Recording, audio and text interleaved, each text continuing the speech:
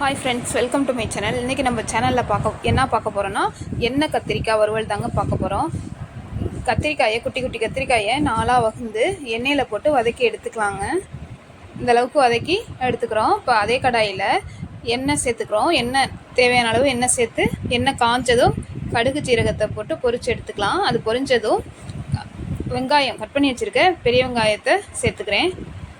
வெங்காயம் வதங்கினதும் 4 பல் பூண்டு தட்டி வச்சுருக்கேன், அதையும் சேர்த்துக்கலாம். அதோட கருவேப்பிலை சேர்த்து வதக்கிக்கிறேன். கட் பண்ணி வச்சுருக்க தக்காளி அதையும் சேர்த்து நல்லா வதக்கிக்கிறேன். நல்லா வதங்கினதும் மஞ்சத்தூள் சேர்த்துக்கலாம். அதோட மிளகாய்த்தூள் சேர்த்துக்கிறோம். காஷ்மீரி தூள் 1/4 ஸ்பூன் சேர்த்துக்கிறோம். மல்லித்தூள் 1 ஸ்பூன் சேர்த்துக்கிறோம். இதெல்லாம் சேர்த்து நல்லா வதக்கிக்கலாங்க. இப்போ எண்ணெயில் வதக்கி எடுத்து வச்சுருக்க கத்திரிக்காயும் சேர்த்துக்கலாம். சேர்த்து நல்லா மிக்ஸ் பண்ணி விட்டுக்கலாங்க. சேர்த்து நல்லா வதக்கி விட்டுக்கோங்க. இப்போ தேங்காய் சோம்பு அரைச்ச விழுது அது கொஞ்சம் சேர்த்துக்கலாம். அதோட கொஞ்சம் தண்ணி சேர்த்து நல்லா வதக்கிக்கலாம். நல்லா மிக்ஸ் பண்ணி விட்டுக்கோங்க. இப்போ மூடி போட்டு வச்சுருவோம். வேகட்டும் நல்லா நமக்கு கத்திரிக்காய். மூடி போட்டு வச்சுருவோங்க. கத்திரிக்காய் வெந்ததும் தேவையான அளவு உப்பு சேர்த்துக்கலாம்.